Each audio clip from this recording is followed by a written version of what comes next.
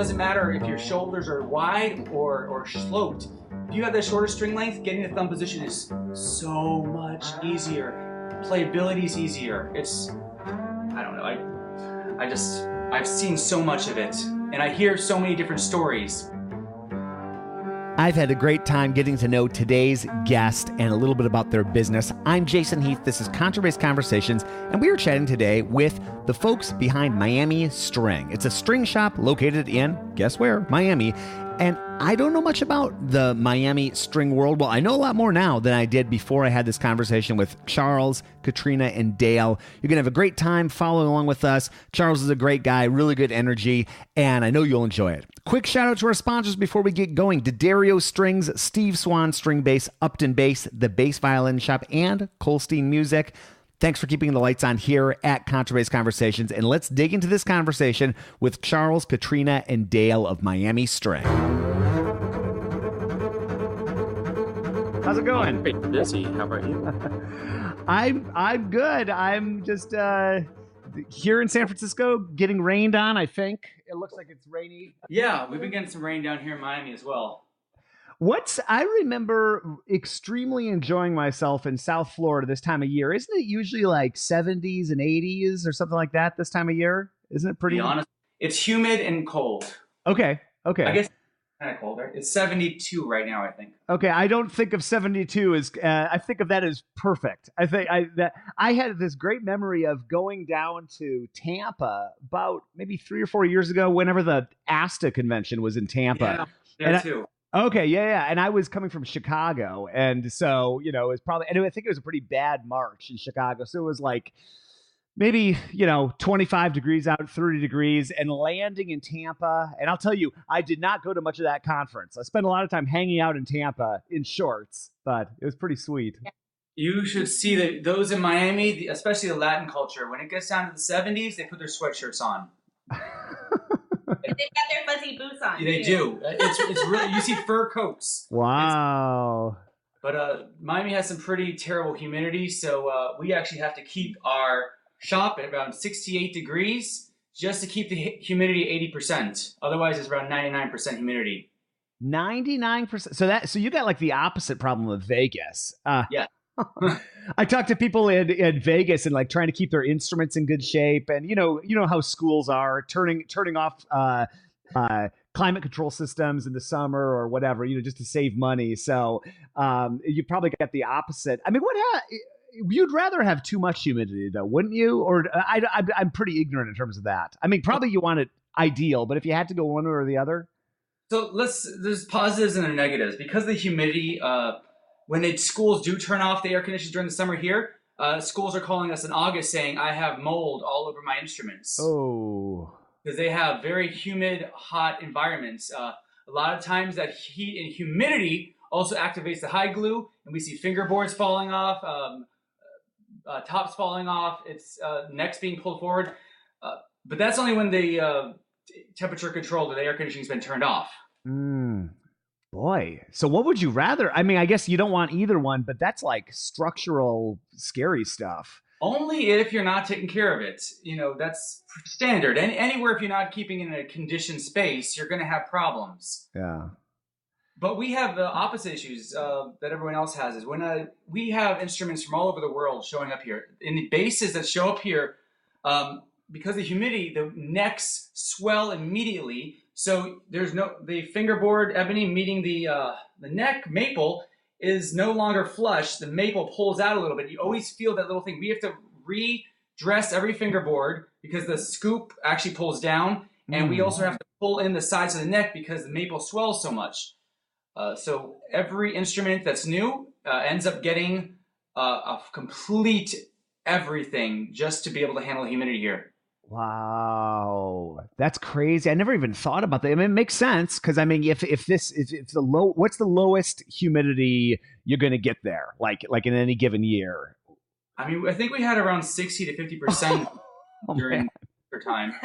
Wow. Okay. Well, that's like the Bay Area. I don't. And again, I don't know much about this, but the Bay Area strikes me as like being pretty ideal for stringed instruments. Like it's always around 50 to 60% humidity. It's always between 50 and 70 degrees. It just kind of never changes. So people look at me like I'm crazy when I talk about winter posts. Like nobody knows, and I'm sure you're not swapping out posts like that in Miami either. But it's Oh, we don't have to ever swap out posts here, but we definitely know what you're talking about. yeah. Wow. But to say the least, when their instruments are set up, let's say we're buying from like Concord in Chicago or Maple Leaf in Ohio, these guys are saying this stuff, and the sound posts have to be cut down because the maple swells in the sound post. I mean, the spruce swells in the sound post, and then we have to also sometimes cut into the saddle. I think the bases are basically completely rebuilt when they get here. Have you played around with any of these carbon fiber sound posts like the Anima Nova, or I think there are another couple companies? Have you experimented with that at all yet? We want to. We actually spoke with the owner of Anima Nova at BSA this last year. We saw him at ISB last time they had ISB. And it looks really cool. And I really do believe in his idea where there's one set place for a sound post and the tension on the top changes the amount of sound that's coming out. Yeah, it's interesting. I had Pal Molnar, the son of the inventor, who sadly passed away recently. But Pal was talking to me about it was interesting to hear about it, obviously, and then a lot of people are really finding success with it.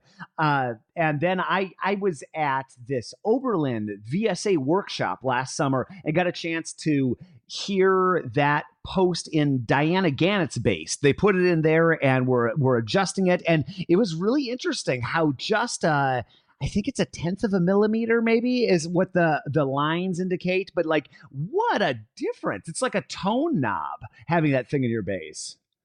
Absolutely. But this is what people are doing when they're knocking their sound posts around. They're changing the tension between the top and the back, and they don't even realize that's what they're doing. So when you move your sound post towards the bridge and it becomes nasally, or you move it away from the bridge and it becomes more muffled, then you move it towards the C bout, away from the center, and it becomes E string strong, or you move it towards the center, it becomes G string strong. Mm-hmm. I mean, moving the sound post around is changing that tightness.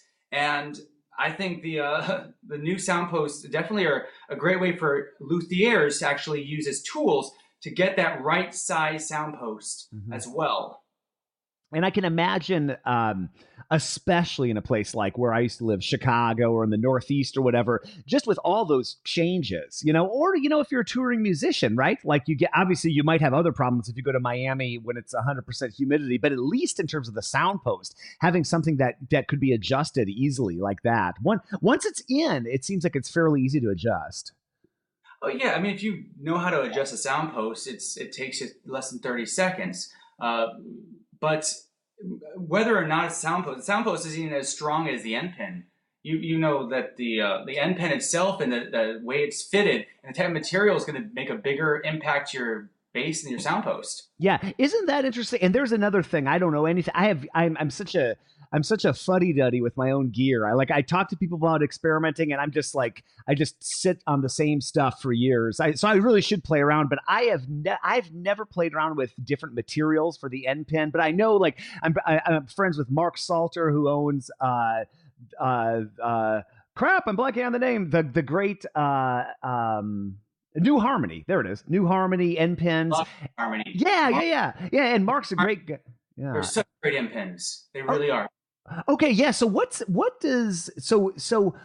and am I remembering right? Doesn't Mark offer a couple different materials in terms of his end pins? He has different colors on his end pins. It's either a composite or a hollow, from what I've seen.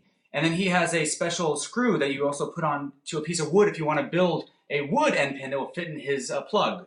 Okay, interesting. This is really cool. Chuck Traeger wrote a whole book, and he explained that he tested different types of woods, and each wood had a different sound.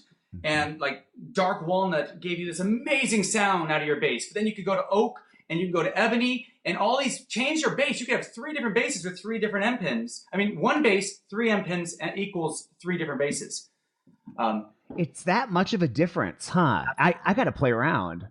So we have been loving this experimenting, and we've been one of our good friends, Roland Wilfer of Emmanuel Wilfer, has been selling us basses for so many years. And this last year, we told him we're switching everything out. We don't want to use a metal end pin that normally comes with them, and we got one bass with an ebony end pin from him and one with a oak end pin. And I have 10 basses from Roland over the last few years still in the shop. These are the best sounding basses ever.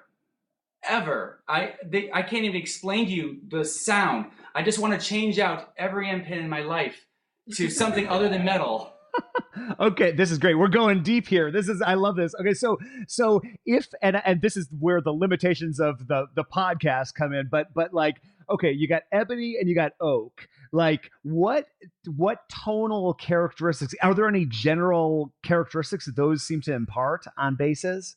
Honestly, it actually depends on the way the bass is made. Sometimes one works with another, and the whole thing with it is however the bass is made, you have to try out the different materials, and there's going to be some kind of agreement with the woods. In electricity, they call it impedance, right? So you have this impedance factor. So some woods work with others better. And you have the shens that are using the tone matching, but the woods are using with the willow. Yeah. A completely different end pins required than if I was to use something with a maple back and sides. What do you think of willow as a material? I've talked to different people. I remember talking at the Oberlin, the VSA, about it, or a couple other makers. Like, what people are using that as a maple substitute, right? Yeah, they're using a lot of different things as maple substitutes, and they have for years. And as we run out of trees, we're going to need substitutes. The only thing I have an issue with a lot of these newer woods is that some of them do come from tree farms. They're really fast growth, and I'm a firm believer in the slow growth method. A tree needs to grow to at least 6 feet wide to make half of your top or half of your back, and that takes usually 100 to 150 years of slow growth. High elevation, really cold temperatures, and then allowing you at least 8 to 10 years of drying. So a lot of the woods that are coming out are not getting enough time to dry. So they cut them down. 2 years later, they install them, and then within 8 years, they shrink like a centimeter. You have open spouts, you have open seams, and in Miami, because of the humidity, the drying's so different, we don't see any of that. I think we had the most amount of open seams in the last 10 years, this last year, because we actually got down almost 40s, I think. But with willow, no problem, as long as it's on the back and the sides. Remember, it's just a sound box. The front is the speaker, so that spruce is what's really needed to get it to sound the way you want it to. Have you ever, I don't know if you ever chatted with Seth Kimmel out in Eugene, Oregon about woods, but I had such a great time a few years back geeking out with him about, because he uses all sorts of stuff. He's even been using redwood, which is kind of cool. And we obviously have out here on the West Coast. Well, I have not had a chance to speak with him, and I can just tell you that in Florida, everything we have in the shop right now is maple, spruce, and ebony. We don't have any willows in the shop right now. We don't have any poplar or any weird oak or redwood basses. It's our shop. We don't even carry plywood. In this shop, we have over 50 rental bases and not one plywood. Actually, I take that back. I have one plywood 1960s American Standard base, but only because it's vintage. Okay, I gotta ask. Okay, so American Standard, did they make other things besides basses? Yeah, they did. I believe the shop made a lot of student instruments and horns. Okay. They didn't make toilets, did they? I heard a rumor that they different company. It's a different company. Okay, just wanted to check. I thought okay. The company American Standards from is called H.N. White. American Standards, the name of the instrument and the company behind it is H.N. White. Okay, interesting. Okay, you cleared that up for me. I've had that confusion in my mind for decades. So. Okay, good. I'm glad we fixed that for you. How'd you so So take me back, because this shop's been, you started, when did you start the shop? August of '09. Oh, nine. Okay. Oh, 10. So coming up on 10 years. Not our 10-year anniversary. We're having some big sales coming up, so we're excited. We're growing very fast right now. So, Hey Jason, how are you? Hope you're well. Thank you for asking me about the Dario strings and what do I like about the Dario strings. Well, I've been using them for about 6 or 7 years. I use the Zyex medium set. What I like about it is that for me it has provided sort of like a really good compromise. I like the feel under my fingers is great because it's sort of like a gutty feel. The strings are thicker than generally metal strings are. And I used to play with like a olive G before and Spiracore, so it kind of like recreates that feel. And their strings are loose, they're not super tight, like definitely a lot less tight than any of the Dario metal steel strings. And I really like that part about it, that it just like, I kind of feel like the synthetic core strings have like this gutty kind of feel. Then they have a depth to them that I really like. At the same time, they have also a nice attack, especially for pizzicato, jazz pizzicato, which is what I do mostly. And at the same time, they also bow really well. My bow sticks to them greatly. I do have to clean the strings a few times if I'm bowing, because I like to cake my bow with quite a lot of rosin. But overall, they're just a great sort of like catch-all string for me. I would say the only thing that it's perhaps not as great about them is that every 6 months I feel like they start going out of tune, and then I think that I'm playing out of tune and what's wrong with me. And it's like, oh, the strings must be wearing out. And then I change them, and then they're great again with the new set. So that's all. Love those Zyex strings, and I'm very, very happy to be the Dario artist. They're great people, and very lucky about it. Thank you so much, Jason. Take care. Bye.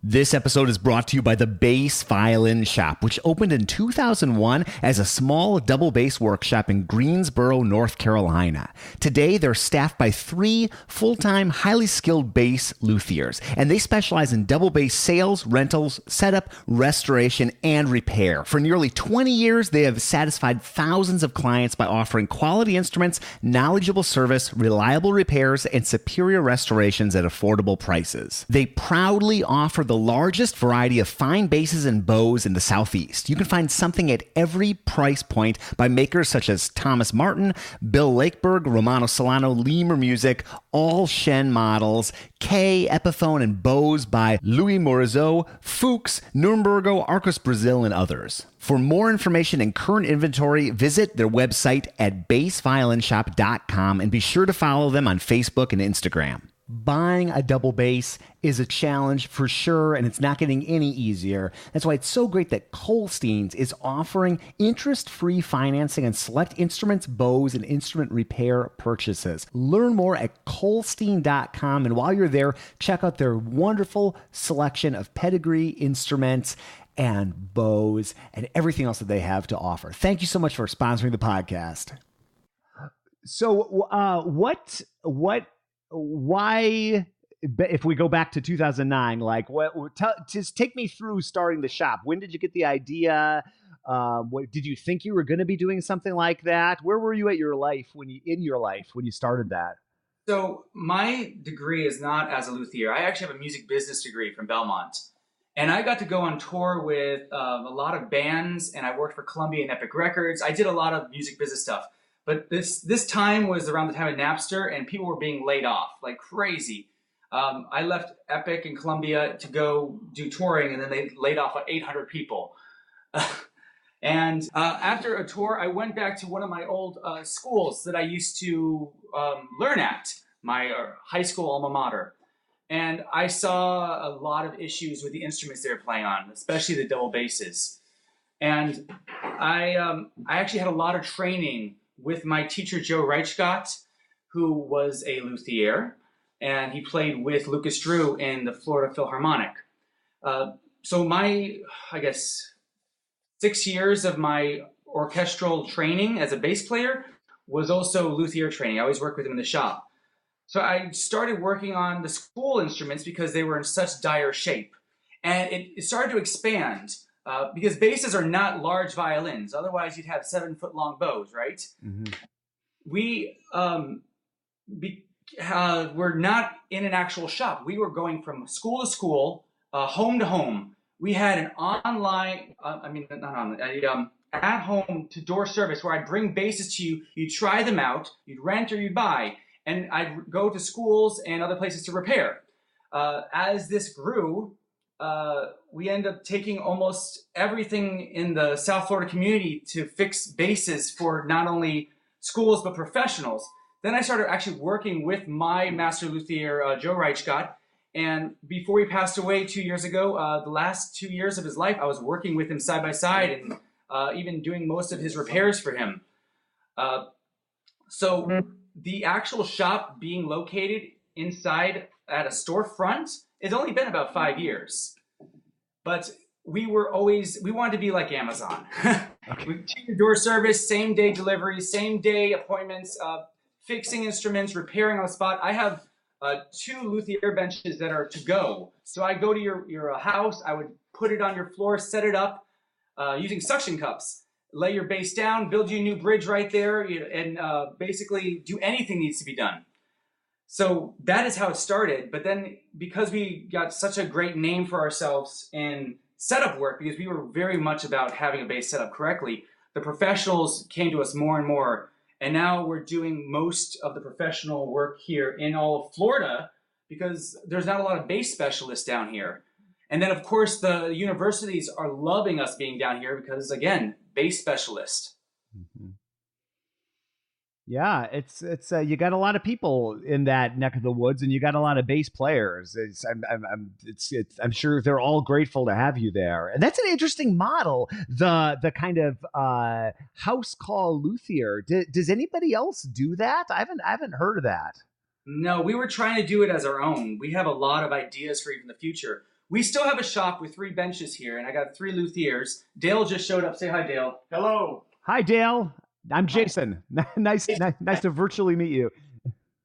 Dale actually just started with us a few months ago. He was working for Duffy's Rare Violin Shop, which has recently closed down. And he has 40 years of experience. And he's really making our shop be not just basses anymore, but also cellos, violins, and violas. That's great. So you're doing it all. But you start basses was where it started, though. Basses is still our passion. Basses and cellos. But we're basically expanding to allow the smaller instruments. The little guys. The little ones. People. I love it. That's great.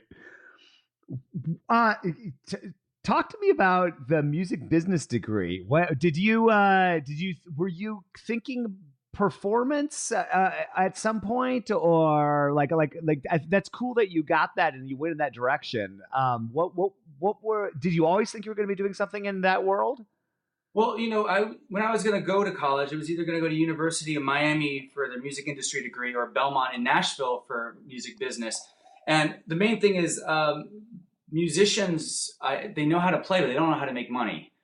So they usually need someone else backing them. And I had a lot of experience in the world of business and music business growing up. And I play pretty decently.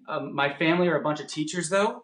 I'm a 4th generation teacher as well. I do private lessons. I have 9 years of getting students in Allstate. I've had multiple first chairs and national champions at NAFME. But for us, what was the question? Music business. There we go.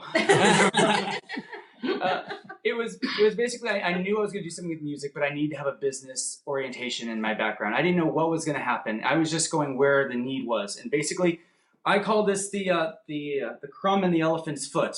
We have a lot of big companies around. There's Sam Ash and other companies that they do the bulks, but no one's focusing on double basses, and that's really, I think, where my passion's always been for my entire life of playing, which is since '94.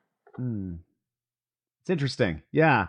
That must have been an interesting experience too. The Epic in Colombia and being involved with that and that particular time as things were obviously the music industry is constantly shifting, but that must have been a particularly interesting time to kind of be in that. It was dog eat dog. Everyone was going after each other's jobs. My job there was like piddly diddly. It was basically mail out free CDs to different record stations and get people to play stuff on the radio, sending out free flyers, free stuff. It wasn't really something that I wanted. I was basically just mail. I was a post office guy at a record company. They called it radio promotion. How many students do you have these days? Are you teaching a lot? Is that a big chunk of the pie for you? Actually, limited the amount of students I'm taking in, and we have other employees now that teach for us at the shop. So I only have a few students I teach. I've had I guess just a few years ago, I had about 25 students. Ooh. But now I'm way down there because I'm focusing more on the shop, the repairs, and the rentals. And the rentals are huge with us because you cannot bring your bass down to Miami. Whether it's removable neck or not, you're going to have it swelling up. Things are not going to be fitting right. You're going to be having all kinds of problems. So our rental portion of our business is probably the biggest portion of it, just because we're giving you professional instruments at economy, professional, and premium prices, depending on where your budget is, and everything we have. Even if you get the economy instruments from us, it's still going to be a good price, and it's still going to be set up correctly. And you're going to be happy because our economy still come with jazz guys get Spiracores, orchestral guys get bel cantos or Flexicore Deluxe. I mean, it's not a bad thing for an economy price base rental. So you come to Florida, we rent to you. It's basically what the shop is doing the most of nowadays.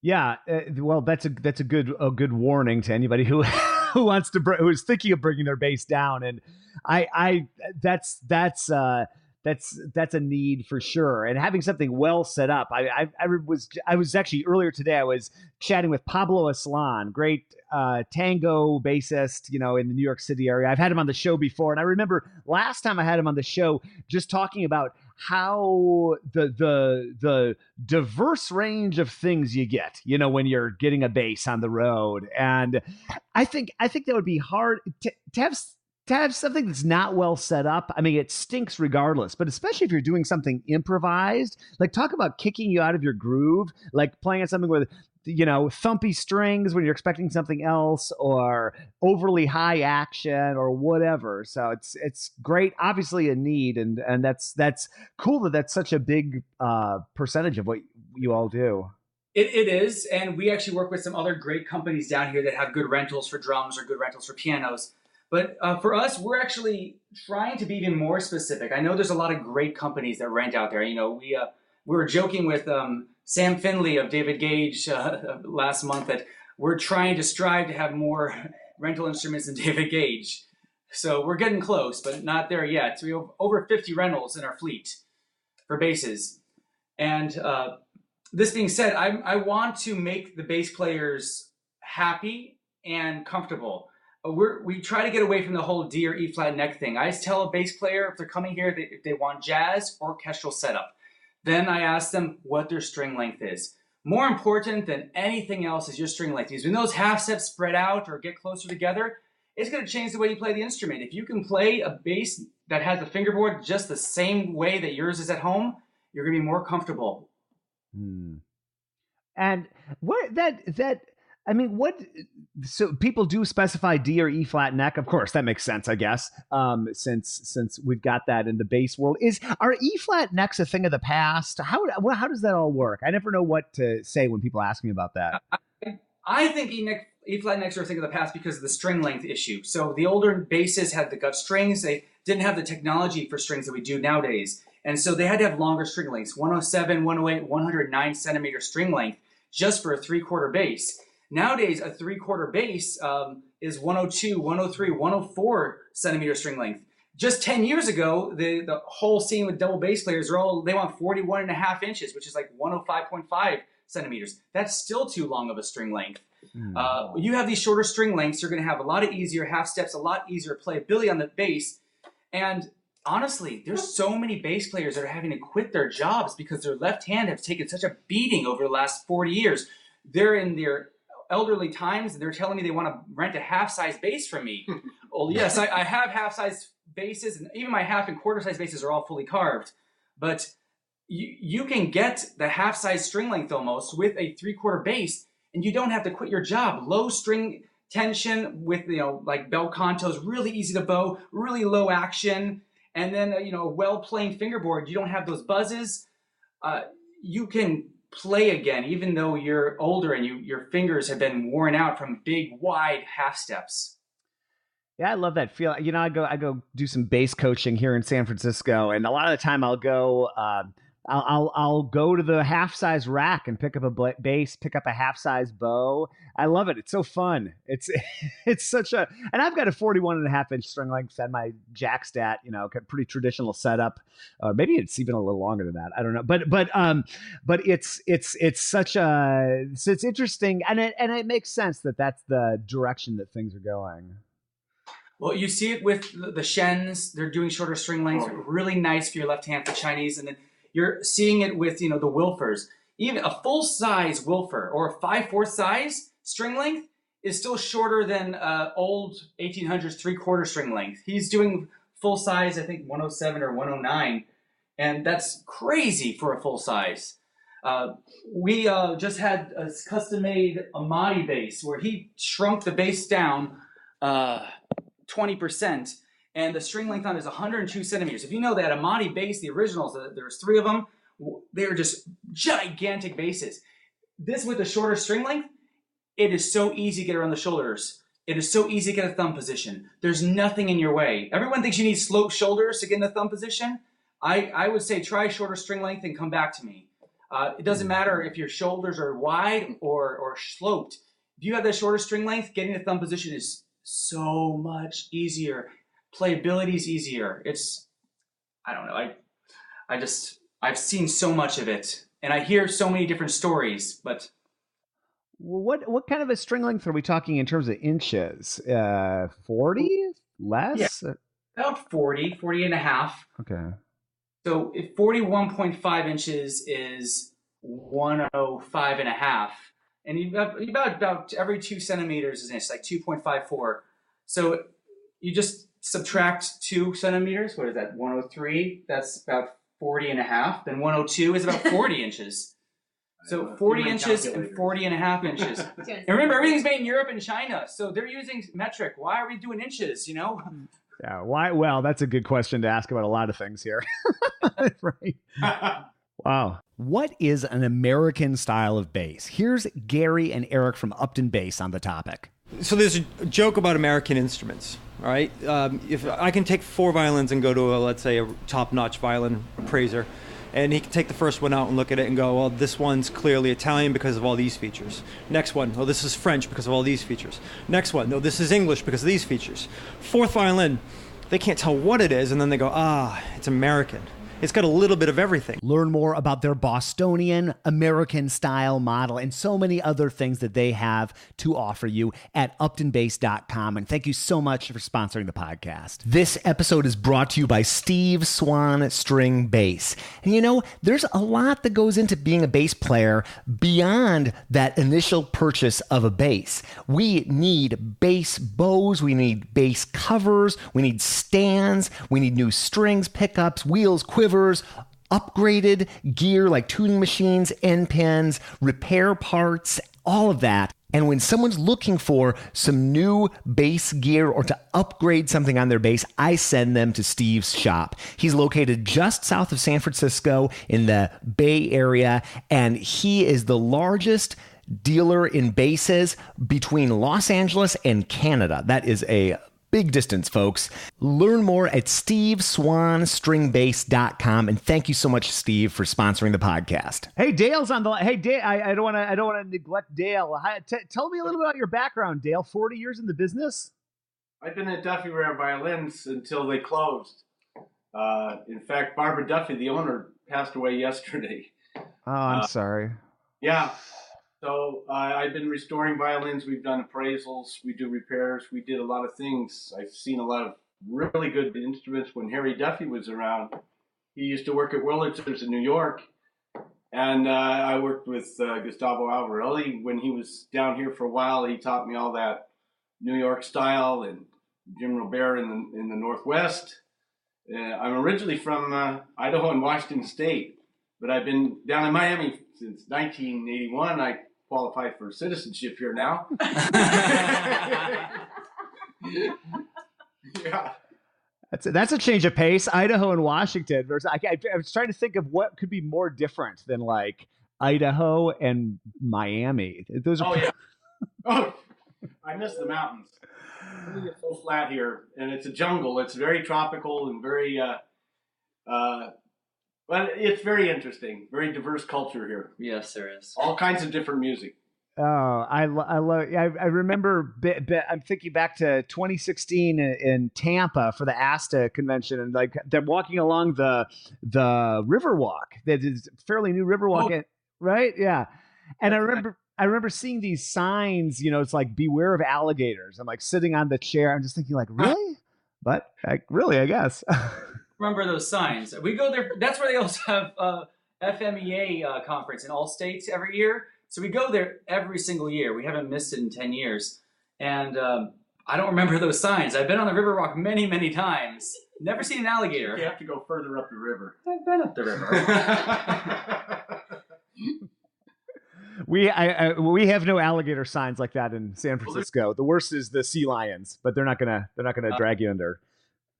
There's plenty down here in even in Kendall in the canals, in the people's backyards. Yeah, we have plenty of alligators. You can see them if you want. You get them in people's backyards? I guess I've heard that. That's freaky. Yeah, you get them in the backyards.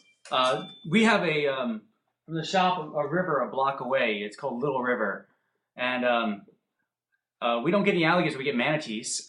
Wow. That's crazy. Did I see at some point in this whole journey, were you doing in-home lessons, or you were running in-home lessons in the shop or something like that? Did I see that right? I was just poking around the site. Well, we do lessons in the shop, but we also go to students' home. I think it's a better environment for a student to learn in their own rehearsal space that they're going to practice, so you can get them used to a routine wherever they are in their house to keep practicing in the same place. It's really great for the student. As long as the student has a playable instrument, you know how that is. So we do go to the students' homes all over Miami. And if you know something about Miami, there's a lot of money here. And because there's a lot of money here, a lot of the parents are very wealthy. And they also have all of their tutors coming in here to teach their kids to the homes all the time. And they're paying these tutors $125, $150 an hour. It's ridiculous. And this is the way they want it. They do not want to go out to your shop. They want you to come to them. So that's what we do here. And we have teachers that go out to students' homes. And I do it to select students' homes that I've been teaching for so long, I'm not giving them up with all my busy schedule.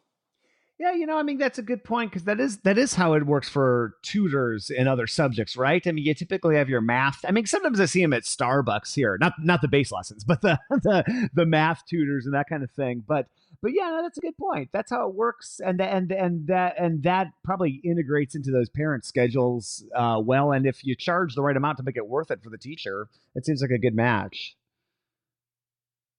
Well, the phone just actually broke up when you were just speaking again. But,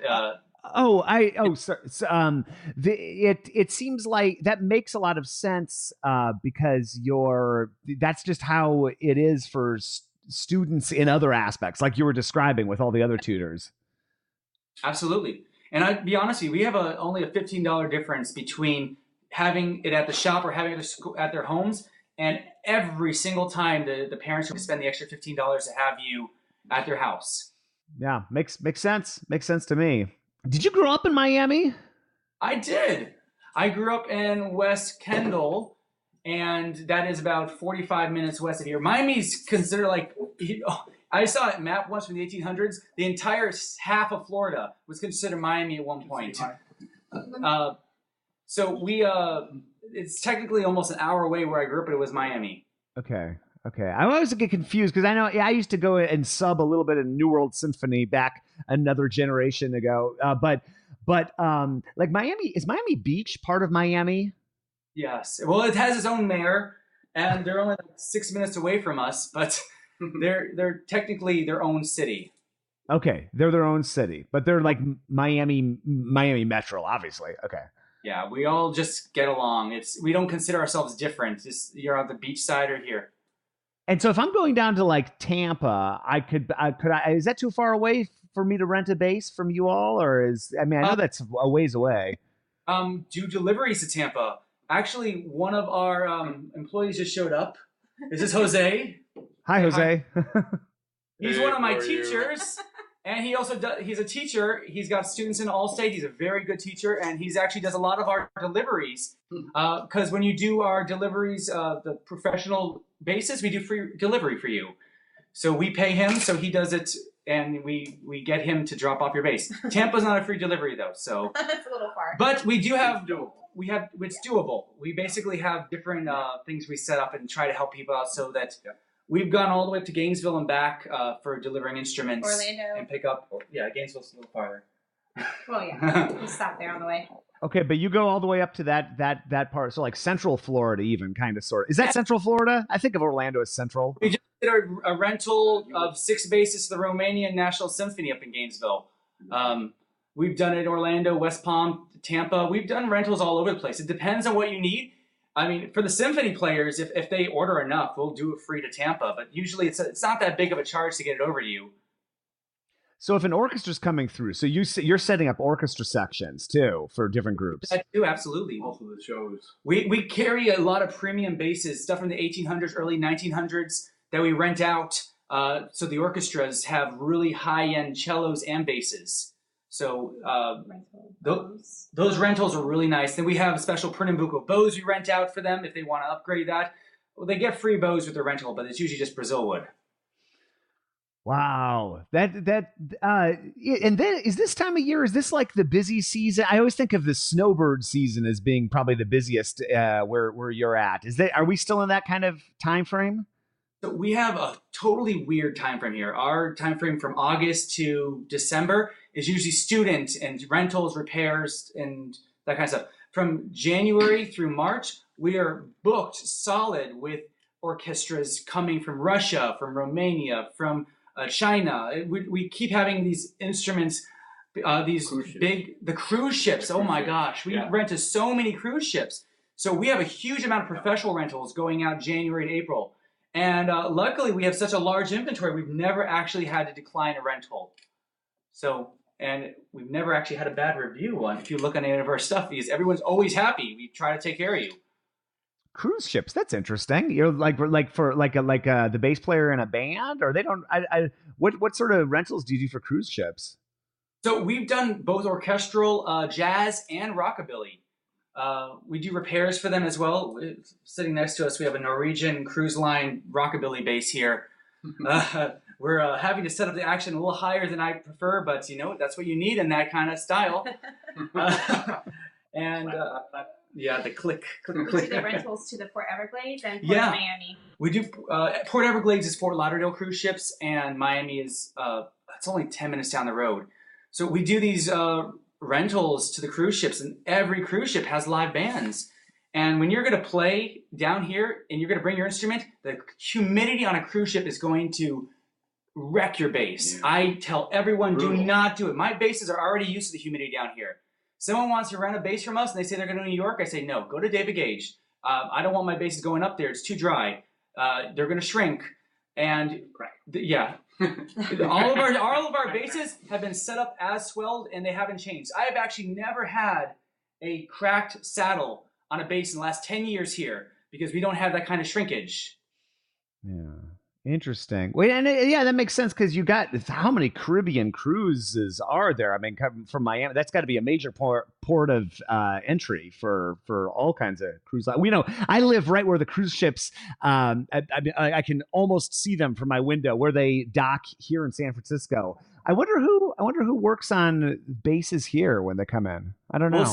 Don't you guys have a Lemur's new shop in there? Well, yeah, they just moved in, so we got Lemur, we got a couple other luthiers, but I've never really thought about what the musicians do here. Ifshin is amazing. Jay Ifshin, his shop, his Jay Haidas are just great rentals. We actually were speaking with him just in January about bringing more of his instruments in our shop, especially the basses to rent out here in our a high-end Asian line, basically. Nice. Yeah, I've been over to Ifshin once. Yeah, they're just across the bay here. Yeah, great shop. Yeah, have you played on any of his basses? No, never even thought to look. I was over there looking at some for other purposes, but no, great place, and a lot of the string player students here in San Francisco rent from Ifshin. Yeah, check out the German style bass he has there. I really love the sound that it gets for an Asian instrument. It's very well made. Cool. Here's a random question, but something that I've thought of as I spend more time with luthiers and shop owners and that sort of thing. It seems to me that the bass world I think of as pretty collegial, especially when compared maybe to some other instruments. And I was at this VSA Oberlin workshop, and it's just it's so cool to see like David Gage, Arnold Schnitzer, all these other well-known luthiers and up-and-coming luthiers and people at different stages in their life. And I mean, do you feel like you're in competition with these other luthiers in the States, or is it more collaborative, or does it depend? I mean, I'd love to know, like, from a shop owner perspective and a luthier perspective. I mean, do you see the other people in this space as your competitors, or as or are we all? Is it a world of abundance that we're living in terms of instruments? So what are your thoughts on that? So that was a great question you asked, and there's two different answers for this. There's one with the violin shops and with the bass shops. I'm going to start with the violin shops. Okay, we have so many instruments showing up to our shop that are purchased within a week or two, and they need complete setups. The feet are not fit. The bridge height's high. They never adjust the sound post, and the sound post is so tight it's about to crack. And a lot of these violin shops have amazing violins, violas coming out of them over Florida, but no one is a bass specialist. I joke around with Dale. Dale has more years of experience on me, but I cannot touch him with a violin, viola, cello. When he came here and I started showing him all the techniques and different things we do on basses, he called it the bass underworld. This is the bass underworld here. It's a different thing. There's nothing alike in the repairs or with the way they're set up or built. They're just different instruments. So I feel so bad for all these students going to violin shops all over Florida and buying basses or renting basses. They show up here and I'm just like, it's just the worst thing I can imagine. I feel so bad. And the reason I started this, I told you, is because of the kids. The kids were playing on difficult to play, and it hasn't gone away. With me, it has. No one has ever had a problem. My setups are exactly what you asked for. If you don't want it, I'll lower the bridge. I'll build you a new bridge and raise your height. I'll redress your fingerboard. We take care of our clients. But this being said, we're still seeing so much of it down here in Florida with the violin shops, and they're really struggling. A lot of the shops in Florida are struggling. We're not struggling, and one of the reasons being is our bass rentals. They're a huge part of our income, and we're the only ones that are doing it. This being said, no one else should try and come down here and try to do bass rentals. I will fight you. But we basically are doing our best to take care of the community. We have, like I said, we have great ratings, and we're trying to make every customer happy. It's really difficult to do. Everyone's like, you can't make everyone happy. So far, we've done it over 10 years. But that's towards the violin shops. Now let's go to the bass shops. Competition? I mean, I can't say competition to like David Gage or Lemur or Robertson's. These guys are giants in this industry. I'm a little guy. I only have 5 employees. There's 3 luthiers, including myself. My wife does all my social media and bills. We're a little shop. This being said, we're also only by appointment. There are no walk-ins allowed. You can make a same-day appointment, We want to give every single person that one-on-one experience. Even Apple has gone to this. There's no longer a Genius Bar. Now everything is one-to-one because they want every person to feel like they're getting that. And that's what we do here. No one is left behind. Everyone is taken care of. So this being said, we're not big like them, but I've actually had the pleasure to work with some of these giants before. David Gage has sent customers to us to rent instruments. And I've sent instruments up to New York to go rent from them multiple times. Because when someone says they want to rent a bass from me and they're going to go to New York, we have awesome Eastman flight cases. Only weigh 24 pounds. And because they only weigh 24 pounds with a 24-pound bass, they're under 50 pounds. And we fly all over the country without paying an extra cent. That's without removable necks. It's amazing. So people come here, they're like, I'm going to New York. Let me rent a flight case. Okay, well, $100 to rent a flight case. But you're taking your bass up there? Here's the issues you're going to run into. Okay, what can I do? Go rent from David Gage, New York. Go rent from Lieber in California. These basses you can travel with, but we think that every region has to have the bass set up accordingly. You say there's summer and winter sound post. There's regional sound post. I mean, you think about it. You think about the humidity and temperature in every place you're going to. My basses, if you want to rent a bass, you're going on tour, all of the South or Southeast United States, I will take care of you. My basses will be amazing. They will not sound their best in New York. I can tell you that. And you might have more issues than you were expecting. So don't rent my basses in New York. It's a good spirit to approach this thing. That's I dig it. It's great. Is that more collaboration, you think, than anything? I think approaching. I'm of the mind that approaching everything with a collaborative spirit, ends up being beneficial. I might be naive, but I think maybe that's just the bass player in me talking. But I love it. It's great. I can't wait to check out the shop. I'll make a same day appointment when I'm down in your neck of the woods.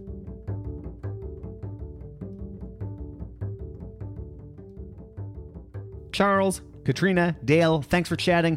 Folks, check them out online, miamistring.com, and you can follow them on Facebook, Instagram, Twitter. They're doing cool stuff down there in South Florida. Beautiful place, by the way. It's always a good time to go to South Florida, especially in the winter, of course. But if you're looking for a bass rental or anything along the lines of what we were talking about, obviously check them out. And it'll be fun to follow along with them and their business as we keep moving forward here, 2019 and beyond. If you'd like to reach out to me, feedback at Contrabass Conversations will put you in touch with me, and I'd love to hear from you wherever you're located, and let me know a little bit about yourself or a little bit about your bass or what you do or a guest you'd like to hear or a topic you'd like to hear explored. And you can also, obviously not required at all, but if you'd like to get on our email list, we have many thousands of bass players and non-bass players, but mostly bass players on that list, and we keep in touch on a weekly basis. Not too much, just a little bit of updates about what's going on in the world of the bass, where the podcast is headed, where I, the host, am headed, and festivals and new music and free downloads and that sort of stuff. So you can check that out at our website, contrabassconversations.com. Contrabass Conversations is produced by Michael Cooper, Steve Hinchy, Trevor Jones, and Mitch Mooring. And Mitch makes a beautiful bass and does great repair work, by the way, in the Dallas area. Learn more at mitchmooring.com. And thank you also to Krista Copper for going through and cataloging all the topics we talk about here on the podcast. Super helpful for all kinds of future projects. I'm your host, Jason Heath, and we will see you again soon for more life on the low end of the spectrum.